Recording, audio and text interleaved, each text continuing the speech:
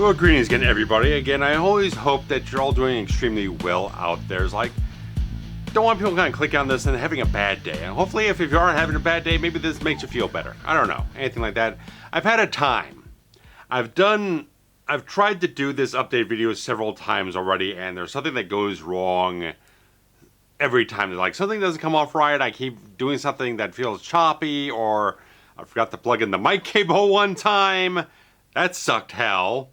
And so I'm trying to do this the best way possible. Hopefully, if you're seeing this now, this is the best version of this video.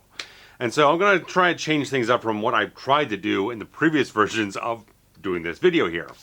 But at least we'll start out with the usual stuff, the catch up of what's come up on the channel lately.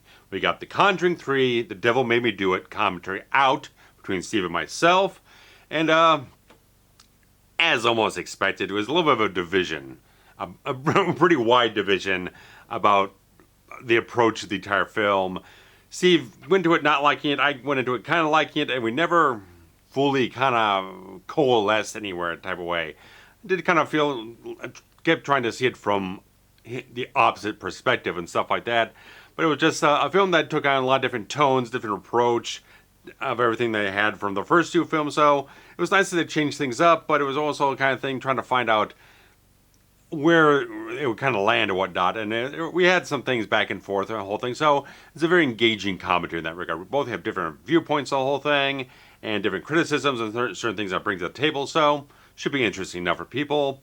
And I got the Pumpkinhead review out, so you guys will hopefully enjoy that one, where I talked very extensively about many different interesting and fascinating things about the entire film. So I took a little extra time with the whole thing, since I was like, okay, I'm producing this early, ahead of October, and so I don't really have to rush it out to a certain degree. I don't feel like I'm in a deadline or whatnot, so I took a little extra time to get it done. I didn't rush myself. I felt like, okay, I'm well ahead of schedule here. I'm going to post this in late September instead of early October. I can feel like I can take an extra day or two to kind of decompress and kind of go at my own pace and not kind of rush things out. So it's one of the things I've kind of started to feel out this year, and try to step back from just spending the entire day in front of the computer, working on things, and pushing myself and stuff like that. I'm finding more times to just kind of like, okay, go take a break. I'll lay down, or I'll break up a comic book, listen to an audiobook, something else like that. Just like, take a breather. Not even a set time, just like whatever it is, it makes me feel better, and then I come back around to it, and I get done what I get done. So I'm just trying to find that median in the middle of everything like that, where I'm just like, I push myself to get things done. I'm really excited about it, but I don't want to burn myself down. So I'm just trying to find that sort of ebb and flow. So it might slow things down a little bit, but I feel better about myself by the end of the entire process. So I'm not feeling so strung out or just like rushing to get things done. It's like, okay, it's going to take this long. I can't get it done at this point in time. I'll plot it out and see where I get things done. Sometimes, like when I'm getting up to the end of the video, where I'm doing like the voiceover for the plot synopsis portion of the entire thing, maybe I'll kind of maybe push myself to get that done, because I always feel like it always takes more time than I expect it to, because I got to write the whole thing out, then I got to do all the voiceover, then I got to import it, I got to edit the voiceover, then I got to go over it and then edit in all the video footage. Then I got to go back through it again and edit in all the music, so it takes a lot of time. And so sometimes I'll be like, okay, I'll record it late at night, then I'll kind of edit the thing in the morning as best as I can for the audio, and then kind of push through and get all the video done. So that's the point where I kind of realize that that gets very tedious. So I try to kind of push that. Once I get to that phase of the review videos, I try to kind of push that through the cracks of all the available time I have in between things, so it doesn't take too long, because I hate doing that part of the video. So always the last one, usually the last part of it I do, because it's like it's all the other stuff that I want to craft the video around. That's more just like, it has to be in there to tell you what the story is, to kind of set the entire stage for what I'm talking about. So it's just a little bit kind of the dry, tedious part of the whole thing that just takes a lot of time to do. But anything like that. So I took a little extra time to get things done in that regard, but hope you guys enjoyed it. If you haven't checked it out yet, go ahead and do so after this one. But we've got a various set of different things here. So like I've said before, Silence of the Lambs is the next video I am working on. I got my Criterion version off of eBay. Wonderful quality. I can't barely see a blemish on the whole thing. It's perfect quality. So I'm sure someone probably decided to upgrade to 4K or whatever the hell it was for the Kino Lorber one, or if they went overseas for it or anything like that for Arrow Video's recent one, which does have some improved color grading on the whole thing, where some of the things on the first 20 minutes or so in the Kino Lorber one, some of the color was a little kind of greenish and stuff like that, so they kind of fixed that for the Arrow one. But since I can't rip 4K disc one way or another, and since I get some additional stuff with the Criterion one, with the booklet, their exclusive audio commentary from the old Laserdisc, anything like that, I felt like this was the best bang for the buck in terms of the content and everything like that. So that's the next thing I'm itching up towards to get done. Hopefully I'll get it shot by Sunday night. We'll see what happens. I gotta go through a lot more stuff. I started going through stuff already. Some of the old legacy bonus content. They had interviews, Jodie Foster, Jonathan Demme, and stuff like that, really going over things. So I went over a fair amount of stuff to really prime myself about the production and what went on in terms of casting and stuff like that here and there. So still a lot more to go through. Might get through the commentary. We'll see how that goes. I don't always go through commentary tracks doing the prep for certain videos because it's like an extra 2 hours to pour into the prep of the whole thing, and watching the film to take notes and watch it again for the commentaries. Like I usually kind of want watch the film, take my notes, kind of jump into the review as quickly as possible. After that, sometimes I'll do it late at night in terms of watching the film, getting the notes together, then I'll shoot it like the next day. And so that's probably the longest gap I tend to have or whatnot. So sometimes I'll do like a go through the commentary. I know I did that with the Peter Hyams film Outland a couple of years ago, because that was the main source of information about production and everything like that, since there was no featurettes or anything like that in the disc. So I took extra time for that, and like for The Hidden from Jack Shoulder, I took extra time for the commentary because that was, again, the most substantive portion of information to get out of it. With all the bonus features on this thing, might not get through the commentary track for research, but I'll probably eventually tap into it at some point in the future. But as we go along into other stuff, like we mentioned, we're doing a George Romero double feature for the commentaries this month with Creepshow and Land of the Dead with Steve's discs here, so I have to take some time to do that. We've just about confirmed the date. We just got to figure out exact time of day what we're going to do for it, but it'll be at the end of next week, so look for those about mid-month and the end of the month. So we'll get off on that. So those are the good things there. The other thing is going on is that I talked about before, maybe following up on the rest of the Subspecies franchise with the 4th and 5th entries. And so it was kind of here and there about the whole thing. It was kind of a maybe thing based on a request that was put out there, which I haven't completely knocked down at this point in time, but there's a major hitch going on. I did watch Subspecies 5 up on Tubi, and I found it was a fine film. It was all right. It was just a fine, okay, middle of the road type of things. Some qualities are very good on the whole thing. Some things are kind of dodgy in some places, and the story has some like continuity holes in some places I felt kind of contentious about. But it's the main thing that if I want to do this, usually I want to get the best quality version that's available out there for me to use for the video, because then that makes the video look a lot better on YouTube with their ugly compression in some places. So usually prefer to get it from a high def source instead of a standard def source, and the Blu-ray for this thing is kind of hard to come by. And the few places that actually have it in stock kind of have it for over like $24, $25 or something like that, because I looked around, Full Moon's out of it, and some place like Deep Discount does have a low price, but it's all back ordered. And you don't know when it's going to come back in. And a couple of other sites saying we don't have any right now, or looking to get more. So you just never know. You never know if Full Moon's going to pony up money to put another replication batch or anything like that out there. So you never know. We just don't know. For something that's a low budget, independent distributor and studio in that regard, you just never know. The film came out, I think, last year, and so I don't know if they're going to do anything more in that regard. Maybe eventually, but right now it's a little bit in a nebulous region. I just feel like for a film that's just kind of okay, like I did like Pumpkinhead. I got the Steelbook remastered edition for about $18 or something else like that. I felt that was a good bargain. I didn't need to go all the way to the 4K thing. I felt like for the quality of the film that it is, getting a decent remaster on the whole thing without getting the 4K and the Dolby Vision and stuff like that, I thought that was a good presentation. I thought that was a good quality presentation for a nice price. With the thing with Subspecies 5, it's not that great of a film that I want to spend that much money on. So if I got it for maybe about $15 or less. Be more of a conversation in that regard. So right now, those are pushed off the schedule for this point in time. So I'll keep my eye out, see if anything drops. But like eBay and stuff like that, it's all asking for a little bit of a richer price in that regard. That I don't feel quite so enthusiastic to lay down for a film of that quality.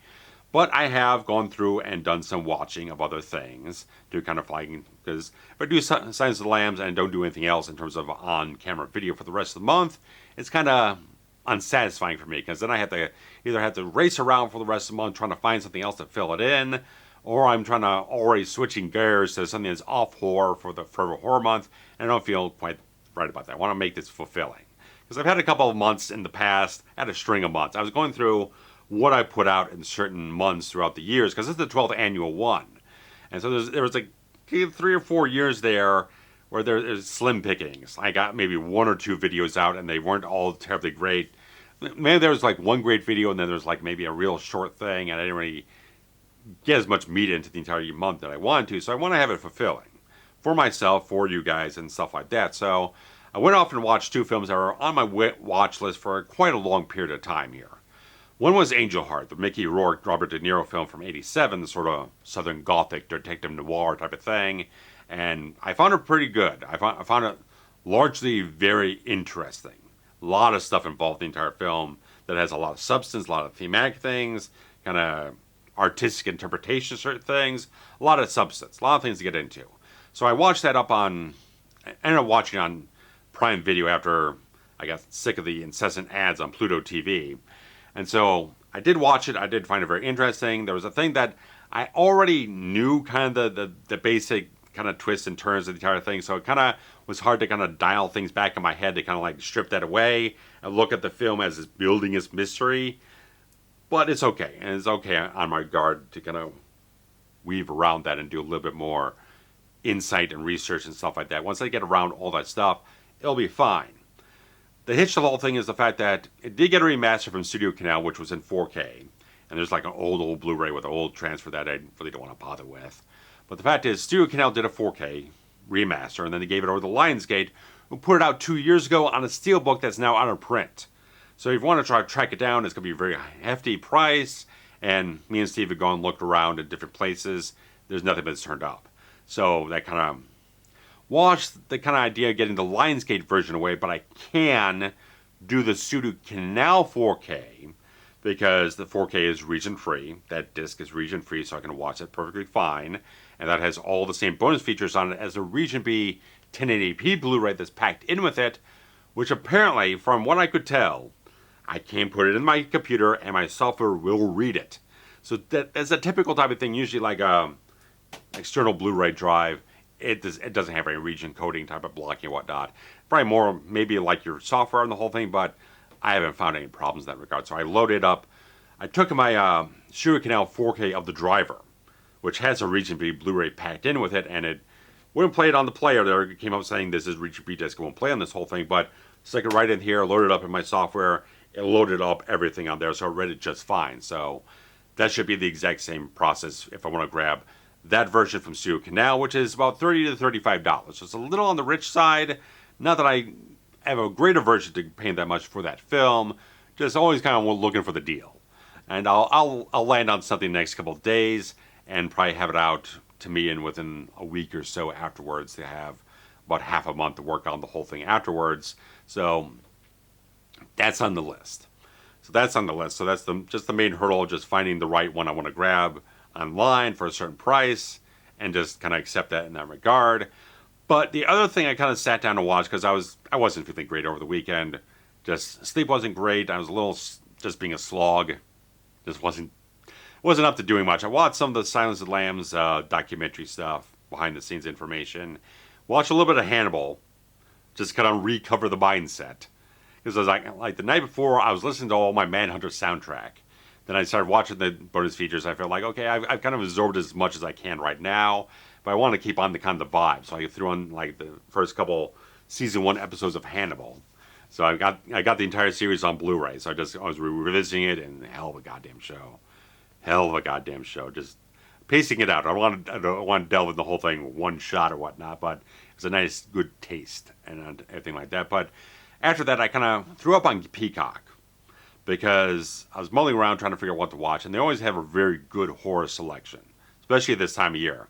They got a lot of stuff from the Universal Archive, their library, and the licensed bunch of other stuff, so there's usually a lot of interesting stuff on there that's well worthwhile, and I decided to hit up on Dead and Buried, the 1981 Gary Sherman directed film from writers of Ron Shusett and Dan O'Bannon, who wrote Alien, and Dan O'Bannon also responsible for Return of the Living Dead later on. So I had this one. This was in my mind to eventually check out someday.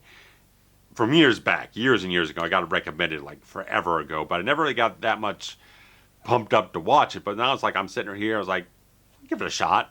Give it a shot. So I just watched it, and I found it largely very good. Some things maybe I'll have a criticism about here and there, but I kind of mulled it over a little bit here and there about just kind of analyzing the film in my head of exactly what's going to be interesting to discuss if I want to grab the disc and stuff like that. And so on Monday, I did actually pull the trigger on ordering on eBay the actual Blue Underground remastered Blu-Ray. They did put on a 4K edition, which again is one of those where it's it's just 4K, and there's no 1080p disc, so I can't rip the 4K. So I had to either decide to buy the much more expensive limited edition, which has the soundtrack and the two different format discs on the whole thing, which there was an auction going on, but I felt like not fighting around with the auction at certain points of time. And so instead of paying the $40 for the limited edition or something else more than that, I opted for just the regular 1080p Blu-ray, which is maybe remastered and has all the bonus features I need. So it was about $22 or $23, so I felt like that was a really nice price. So aside from Angel Heart, which I'll have to pony up a lot extra money, things have been landing in a nice, comfortable range for what I want to spend on kind of new titles for the month and anything like that. So give me a moment here. But, so that's been ordered, and I'll go through that because there's Stan Winston effects in the whole thing. Robert Englund has a supporting role in the film. There's a really great lead performance. There's a lot of interesting elements. I felt like there's enough interesting stuff with what happened with the people involved in the film, and potentially, I didn't look up any behind the scenes. Nothing at all. I'm going to watch this fresh and get all the stuff directly from the people who worked on it. So I've covered stuff from Gary Sherman before. He did Wanted Dead or Alive, the Rutger Hauer film. He did Poltergeist 3. So I've covered both of those films before. So after this, I could make a Gary Sherman playlist of reviews if that was any interest to anyone in that regard. But good stuff. So it's a director I'm very familiar with. Writers I really have a high respect for. Stan Winston, always interesting. So after Silence of the Lambs, that should arrive. I'll probably dabble in that a little bit after we probably do our commentaries or anything like that. So pace things out. We'll see if I get everything done by the end of the month. We'll see what happens. Angel Heart, since that's the one going to be on the tail end of things, we'll see how the month goes. If I can keep a pace on certain things and keep an energy up and keep a productivity going, we'll see where that goes. But I'm not going to race to the end because there's the main thing. Okay, since the Hitcher was announced for 4K here in the United States from Warner Brothers, it's hitting on the 22nd of October, which is leaving like a week to produce the entire video in a rush. I'm not rushing it. I'm not doing that.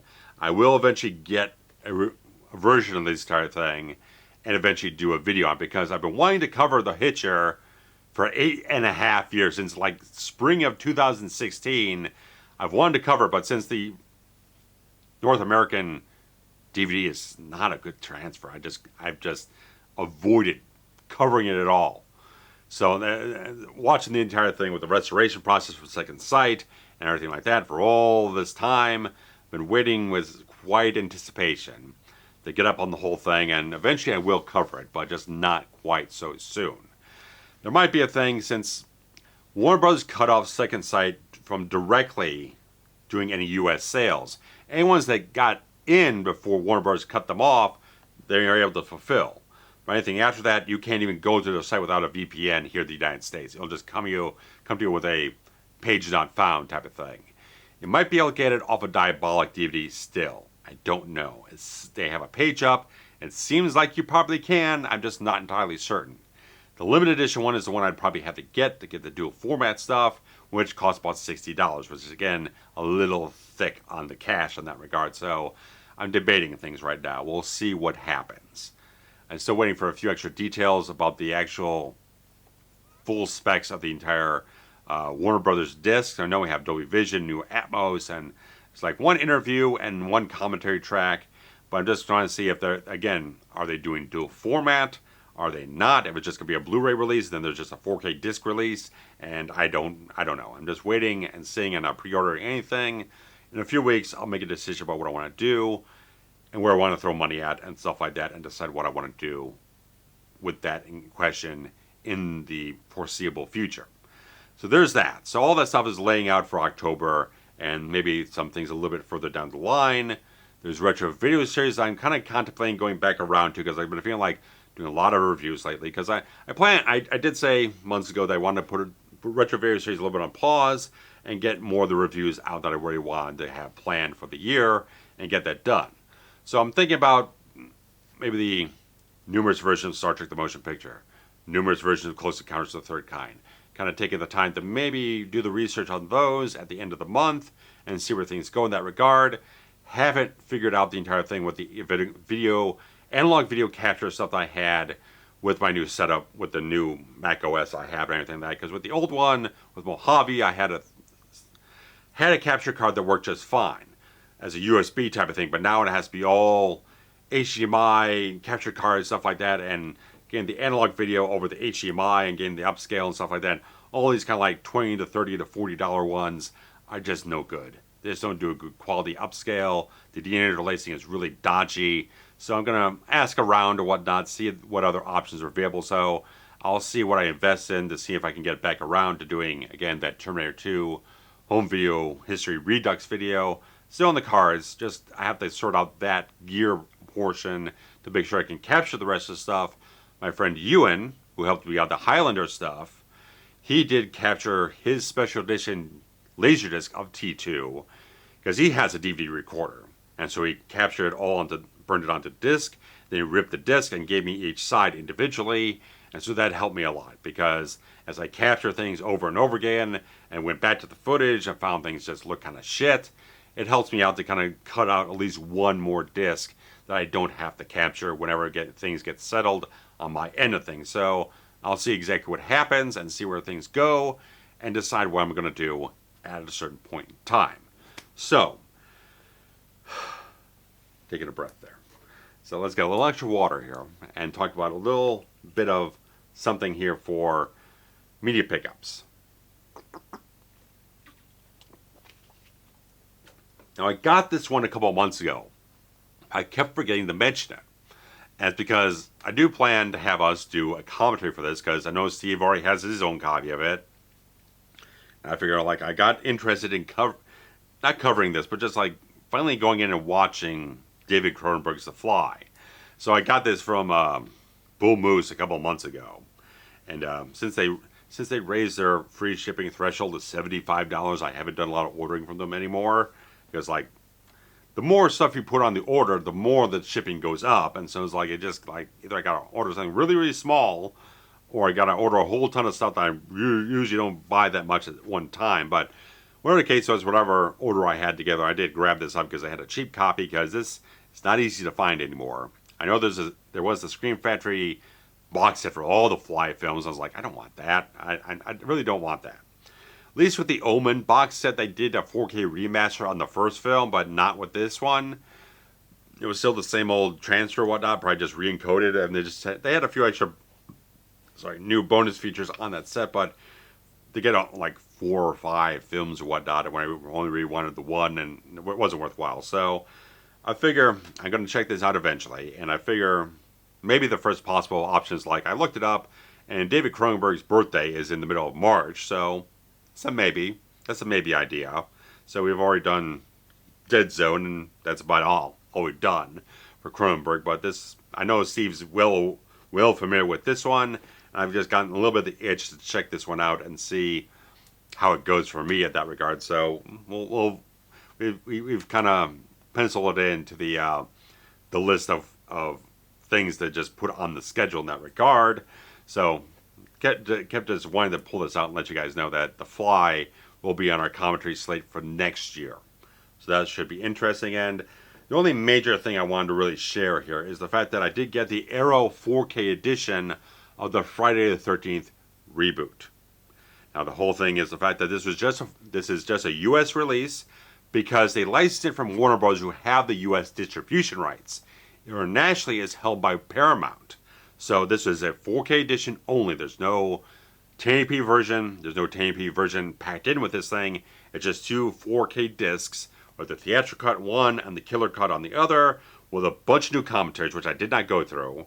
But there's a bunch of new interviews, a new video essay. They got still galleries, trailers, and everything's in 4K, HDR10, Dolby Vision, DTS Master Audio HD 5.1 surround sound. So this is a big uptick from what we had before, because even on the Scream Factory box set, Warner's didn't allow them to do anything. They just gave them the same old disc they've been pressing since 2009, which was a 17 megabits per second average encode of a VC1 codec, which is an old Blu-ray codec that's outdated now, and had Dolby True HD, 16-bit sound, but this one now has 24-bit, so you're getting more audio bit depth, you're getting a much higher encode, a much better quality overall, and I just found this a very, very good value. I got it for about $25 off of Barnes & Noble, where I got it to their free shipping by also pre-ordering the Nightmare on Elm Street 4K, so I got Little Jason, a little bit of Freddy, and stuff like that, so this I found to be a very, very good package. Arrow does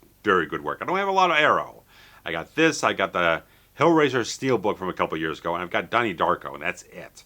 I used to have the Hellbound Hellraiser 2 Blu-ray, but I kind of sold that off because I kind of waned on my interest about the entire film. I felt like if I'm not that big of a fan, I'd rather just kind of sell it off to someone who probably is a fan who would kind of have more value for having a features-packed Arrow video set of the whole thing. So, but regardless, I was very impressed by what they did here. Again, the presentation is just better.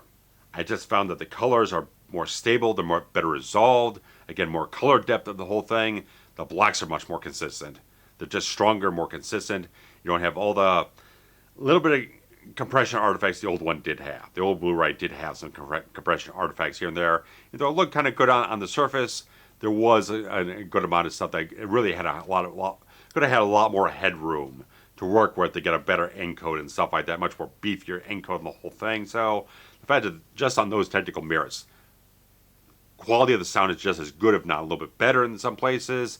Just like the image quality, I didn't find it that much more detail overall, but it's probably everything just more refined, more consistent, just stronger overall. Just like it's much more stable presentation of everything, on colors and contrast and black levels, everything like that. Everything just looked very, very good in the whole thing. And the fact is, they got some good interviews. Like Marcus Nispel, the director of the whole thing, very good interview. Talked very strongly. I liked his attitude, his personality, everything like that. Shame that he hasn't really done that much since like that Conan the Barbarian remake bombed. But he kind of comments here and there about the whole thing, how it maybe just didn't, why it probably didn't work or whatnot, or why it wasn't successful. But he talks about the chainsaw thing a little bit. Talks definitely extensively about the Friday reboot and his passion and his way of working on set and his own work ethic, all those different things. The interview with cinematographer Daniel Pearl as well. Great get. The guy is, I love seeing this guy talk. So enthusiastic. He's got a great charisma about himself. He's been shooting stuff for like 50 plus years. He shot the original Texas Chainsaw Massacre for Tobe Hooper. So the guy's been working forever and ever and ever. And he hooked up with Nispel, working on music videos and the Chainsaw Massacre remake and all type of stuff. And he just kept working with the guy over and over again.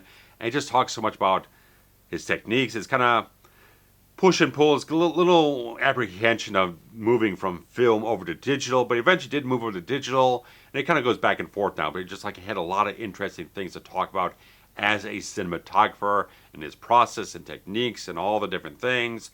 It was such a great thing, and just some problem-solving collaboration they did on the set to kind of fix some, like there was a certain shot they were doing that just wasn't working right. How they planned it just wasn't coming off right, so I think it was like the assistant camera operator kind of figured out a different way to kind of like pan the shot around as you're kind of dollying here or there, just kind of work in a way to kind of have everyone kind of input things and kind of problem solve and find different ways around different ideas. So Very, very good. But the best interview I found was from screenwriters Mark Swift and Damian Shannon. These guys talked for like 40 minutes straight. And I found all these interviews just really well done, just like the way they got it. They light them, they photograph them, everything like that. Everything just felt very good in the presentation end of things. I feel like sometimes the Screen Factory stuff, it's a little underwhelming in some places. This one just had a really kind of classy presentation of the whole thing.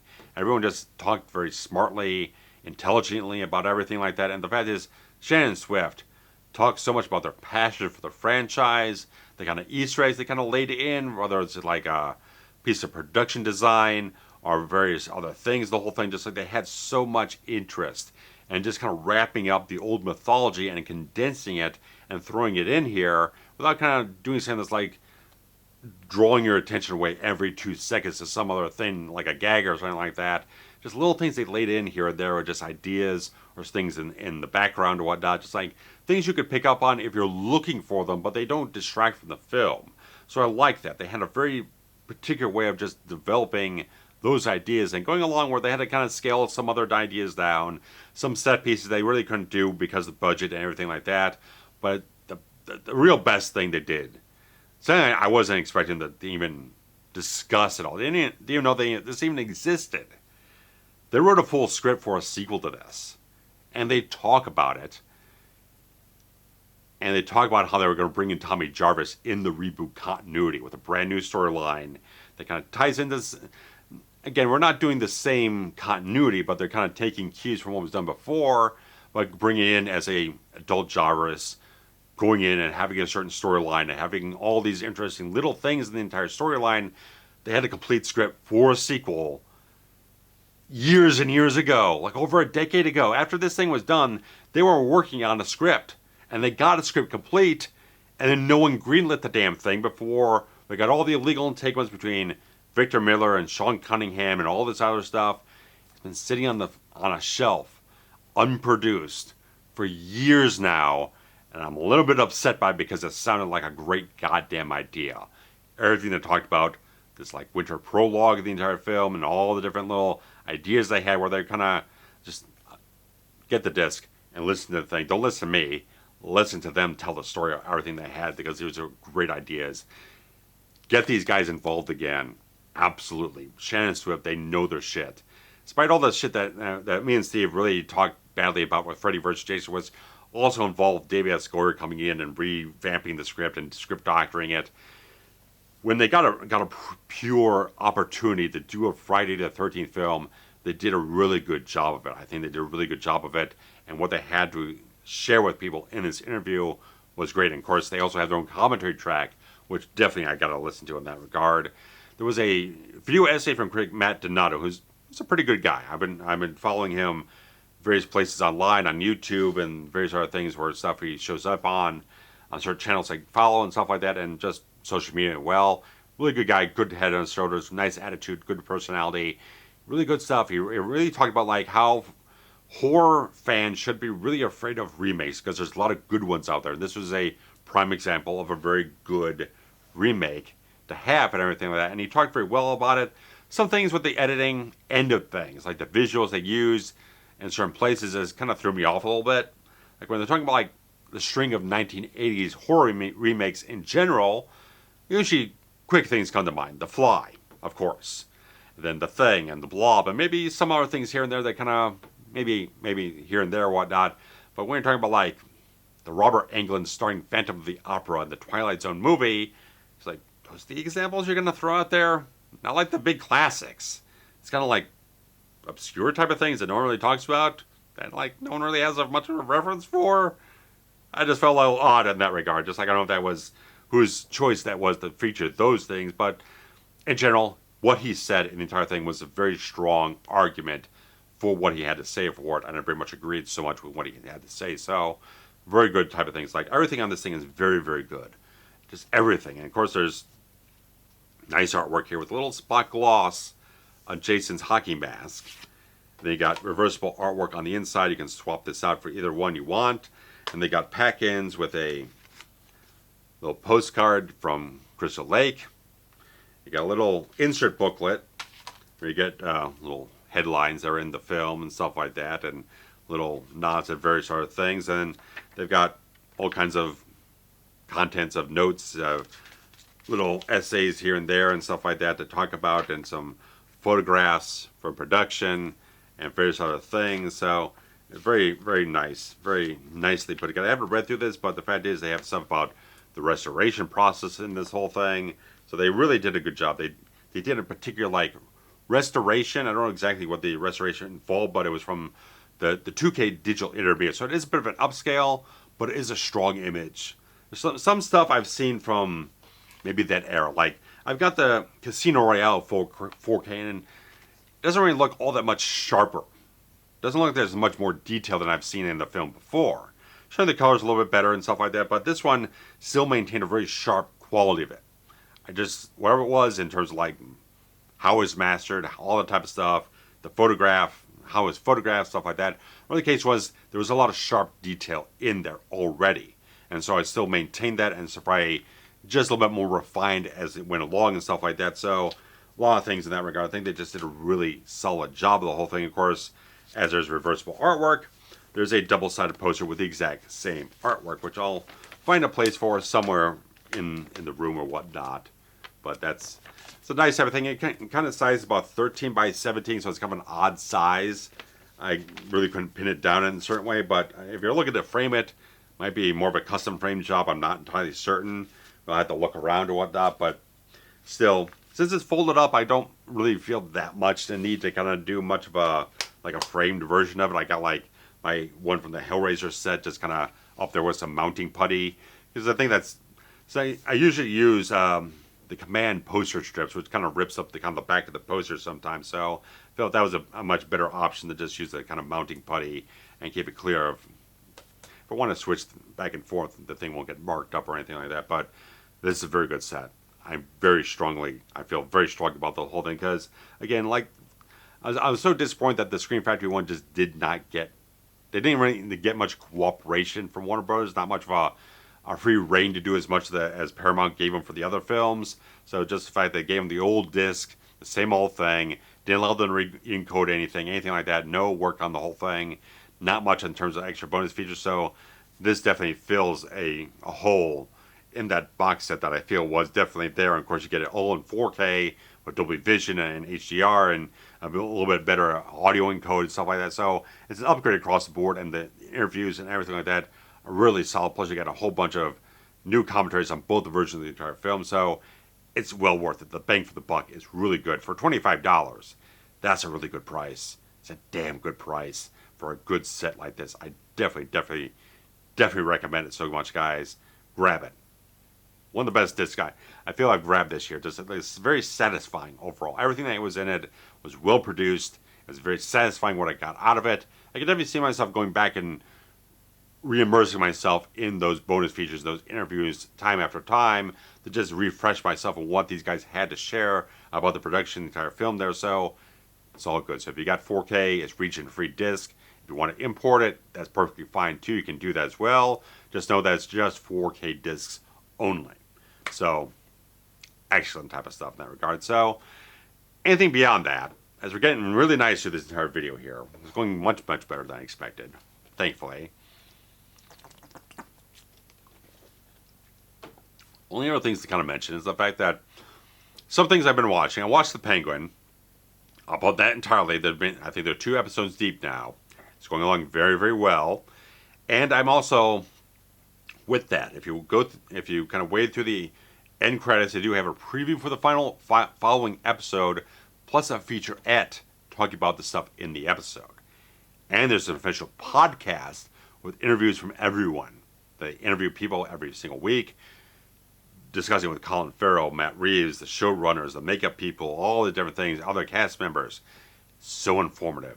So very much. Like, the fact we're getting up to doing a commentary on the Batman after this limited series concludes in November, I'm going to have so much information to be able to use. Whenever anything that comes up, I'm going to have an answer for it. I'm going to have a comment about it, behind the scenes stuff, because I've never even gone through the bonus features on the Batman disc. So I got to go through that stuff too. And I have to rewatch the Batman itself. So I'm definitely every single week. Once I actually have the free time for it, the 3 hours to watch it, I'm definitely interested to go back through and watch that film and get all the information. So just hyping me up. I'm going to totally up for this thing when we come around to actually recording that commentary in November. So that's going to be a great thing. And I started watching Agatha all along on Disney Plus because I got the Max Hulu Disney Plus bundle because I figured, what the hell? There's stuff I want to watch on Hulu, stuff, the Penguin on Max. So I figure that was the best deal. And so I started watching Agatha all along. There's still another episode for me to watch that came out today, on Wednesday, for me to watch and everything like that. But I feel like it's okay. And probably this new one, I saw a couple posts on social media kind of trying to quickly avoid seeing much about it, but a lot of praise for it so much. And so I'm going to be checking that out still. Hopefully it maintains a kind of upward trajectory and gets a little bit more traction going on the story. And it'll keep me interested to kind of keep up on that subscription for a second month. But the fact they announced this Disney Plus documentary for John Williams hitting November 1st, that might just make me stay around anyway. So we'll see about that. But there's that stuff. And I did watch, up on Netflix, did an anime Terminator series, Terminator Zero.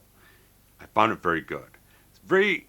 It's not, they're not really involving with like the Connor storyline, the John Connor, the Sarah Connor stuff. It's very much set in Japan, dealing with similar like philosophical themes that are brought up in certain parts of the better qualities of the franchise.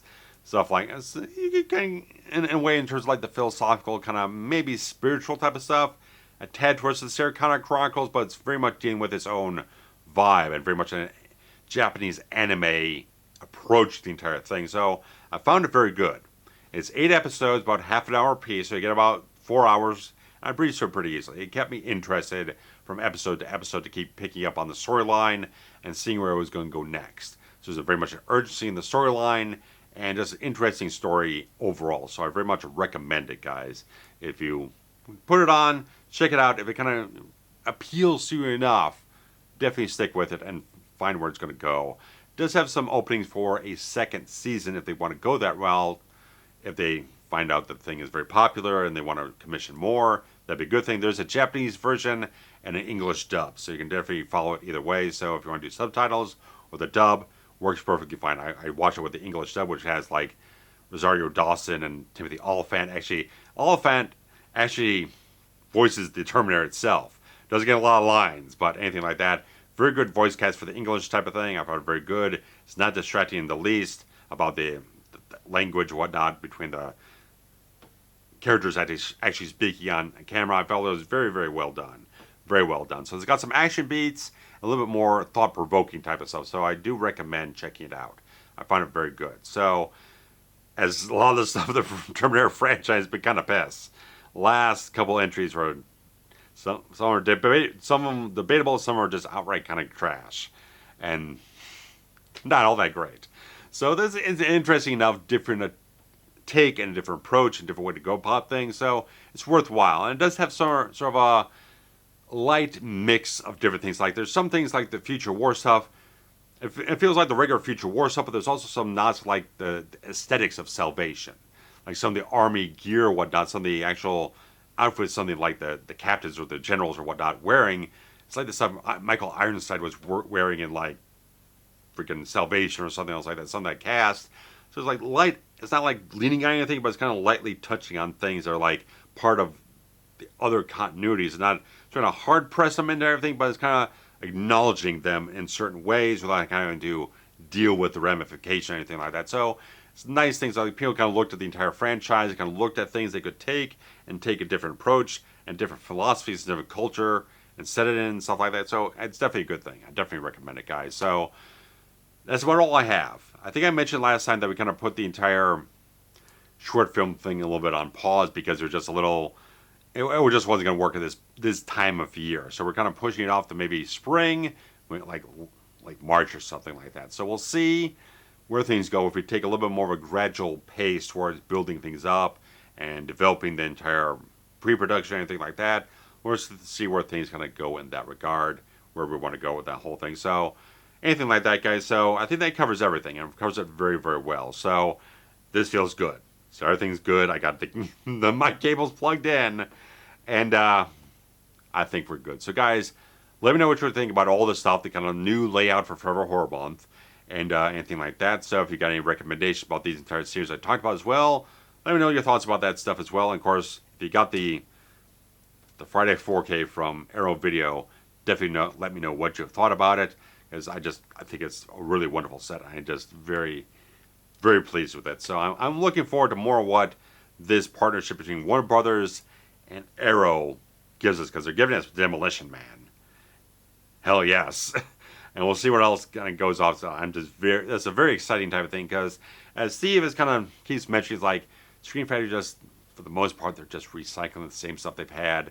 Oh, just another 4K upgrade of the thing we already have. It's like, well, some things are not that excited to dump another $30 on just to get the Dolby Vision and stuff like that here and there. Some things I'm just perfectly fine with what I have. So it's like there's sometimes like they get some new stuff that's exciting, and some stuff that's like, okay, just the same old thing over and over again. It's like, oh, we're going to give you another steelbook of Escape from New York. How many times you put this thing out on disc? You put it out over and over again. We've already got the 4K disc. I don't need a steelbook. Stuff like that. So it just feels like sometimes some months feel a little bit light, and it's like, oh, that's a little bit disappointing when you got something like Arrow and Vinegar Syndrome and various other things really getting a lot of interesting titles and breaking into some catalogs that they don't seem to be getting agreements with and stuff like that, getting some real wins in some places. Like Vinegar Syndrome, apparently, I'm not saying it's 100% official, but people are saying they confirmed it with certain people and stuff like that. Vinegar Syndrome is apparently getting Michael Mann's The Keep. Like, finally, it's coming to, like, HD, maybe 4K. We don't know. They haven't announced it yet. We don't know where it's landing. We think it's maybe Black Friday deal, whatnot, but they've been a little late announcing that stuff. Because, like, last year when they did the stuff for The Prophecy, announced that as one of their 4K, one of their Black Friday deals. They're, like, exclusive releases on that day. They announced it, like, 2 months out, and that we're a little bit past that point in this point in time. We don't know. But it's definitely been like there's been leaked artwork. Some people talk with certain people, like they confirmed they did interviews with Vinegar Syndrome about the release. Like I think it was like the original author of the book and stuff like that. So it's interesting. Clearly they probably had something with Paramount. Obviously with Paramount, because Paramount's the one probably licensed the stuff for the Prophecy out to them, because they have 49% ownership in Dimension Films and Miramax. And so they've been doing a lot of the remasters and sub-licensing things here and there, so clearly something's happening somewhere, so we'll see what happens with that regard. Never got around to doing my retro video series episode on that film. I just kind of, the ship sailed, and I never really committed myself to the whole thing. I did try one time, and it didn't go, I didn't even get in front of the camera. It was a bad night. It was a real anxiety attack night that didn't go well. And so anything like that. It was a bad point in time to do much of anything when I tried that. But anything like that, guys, so I'll break you off now. It's not a long one. I keep trying to not make these quite so long. But if I'm going to make them long, at least hopefully I make them good. So especially this effort I put into trying to get this one done right feels like it's been done right this time. So guys, thanks so much. If you want to contribute anything directly to the channel here, you have the Super Things feature here on YouTube. The little heart thing with the $sign in the middle, that's the Super Things feature. Contributing anything financially to the channel that way. Also on Patreon, you can always contribute something every month to get a little early access to commentaries, reviews, retro video series stuff, and a couple other little posts here and there that I kind of do. Maybe a couple days before I actually sit down and do one of these things, I'll maybe type up sort of the generalization of what's coming up on the channel, what I've got kind of stirring up, and stuff like that. So maybe a little early heads up on certain things if you get up on the Patreon. But always, guys, if you're watching stuff, hitting the like buttons, commenting so much, that helps make the channel feel healthy to the algorithm, which no one knows what the hell that thing does. But apparently it likes my shorts. I put together some Friday the 13th commentary highlight shorts for this previous Friday the 13th, and really performed very well. So I plan to do, on occasion, a couple more of those things to dull out when I kind of get a little bit of the free time to do it. And see where, yeah, there's commentary at a good kind of 1 minute or so section I kind of splice up and throw it in there and see what I can do with it. So they performed very well. So they feed things. I got some people involved, the entire subscribed, and people kind of went off and kind of checked out the full commentaries, stuff like that. So guys, Thank you so very much. Liking, commenting, sharing links around, subscribing if you haven't. All the best things. So, thanks so much. Take care. Bye-bye.